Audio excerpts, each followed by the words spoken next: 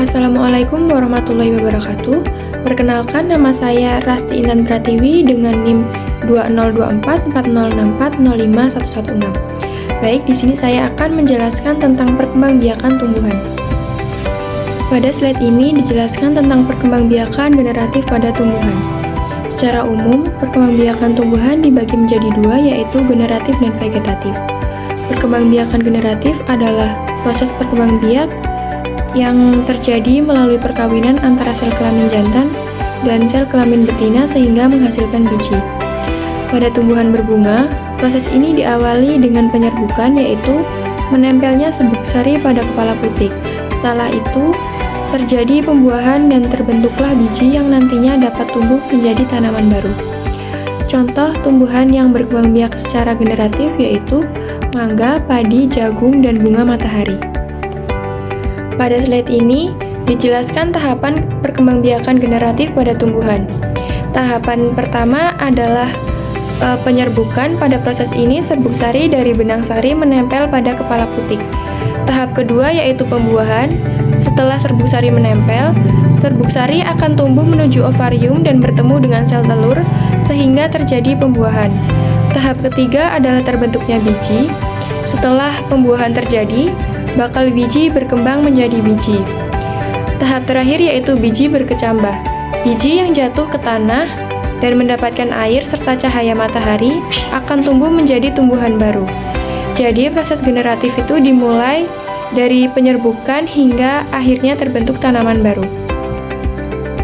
Dan ini contoh tumbuhan generatif, ada mangga, jagung, padi, dan bunga matahari. Ciri-cirinya adalah melibatkan penyerbukan dan pembuahan, menghasilkan biji, dan keturunan memiliki sifat yang bervariasi. Perkembangbiakan vegetatif adalah cara berkembang biak tanpa melalui perkawinan atau pembuahan. Pada tumbuhan, perkembangbiakan ini menggunakan bagian tubuh tumbuhan seperti akar, batang, dan daun untuk menghasilkan individu baru. Tumbuhan yang berkembang biak secara vegetatif biasanya memiliki sifat yang sama dengan induknya. Contoh perkembangbiakan vegetatif antara lain tunas pada pisang, umbi batang pada kentang, stek pada singkong, dan cocor bebek yang berkembang biak melalui daun. Baik, yang selanjutnya vegetatif alami, yaitu terjadi secara alami tanpa buatan manusia. Contoh yang pertama ada tunas. Contohnya seperti pohon pisang dan bambu. Yang kedua ada umbi batang, contohnya kentang. Yang ketiga ada umbi lapis, contohnya seperti bawang merah. Yang keempat ada akar tinggal, contohnya itu seperti jahe dan kunyit. Yang kelima ada geragi, contohnya stroberi.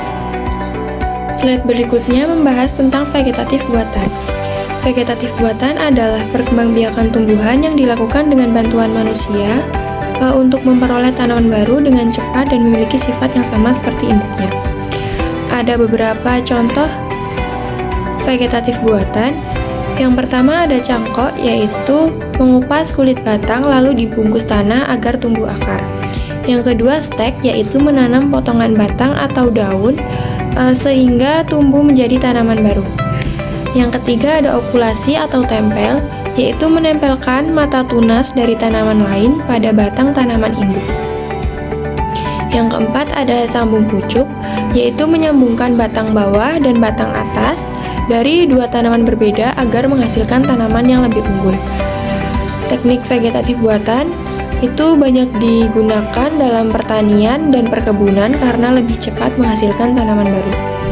Baik, yang terakhir kesimpulan, tumbuhan dapat berkembang biak secara generatif, yaitu melalui penyerbukan dan pembuahan, dan vegetatif tanpa perkawinan yang terjadi secara alami maupun buatan. Baik, itu saja yang dapat saya sampaikan. Saya akhiri. Wassalamualaikum warahmatullahi wabarakatuh.